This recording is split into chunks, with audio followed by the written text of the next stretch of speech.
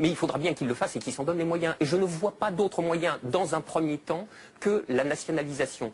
J'ajoute que la nationalisation, si elle est le premier mot de la déprivatisation bancaire, n'en est en aucun cas le dernier. C'est-à-dire, je partage d'une certaine manière votre argument que la gigantesque banque, vous voyez, la gosse banque entièrement dans les mains de l'État, c'est un problème. C'est la raison pour laquelle je pense que le système bancaire doit rapidement muter à terme sous l'espèce de quelque chose que j'appelle un système socialisé du crédit, qui restaure un double principe de localité et d'autonomie décisionnelle, avec des entités qui ne seront ni des sociétés privées par action, ni des établissements publics, mais qui relèveraient d'un tiers statut, sui generis, encore à inventer, mais dans lequel, en gros, on déploierait aussi loin que possible un principe coopératif, un véritable principe mutualiste, pas à l'image du crédit mutuel ou du crédit agricole qui l'ont dévoyé au dernier degré, hein, dans lequel toutes les parties prenantes seraient associées pour une part à la décision de crédit, c'est-à-dire les patrons, les salariés, les syndicats, les associations de consommateurs, les associations environnementalistes,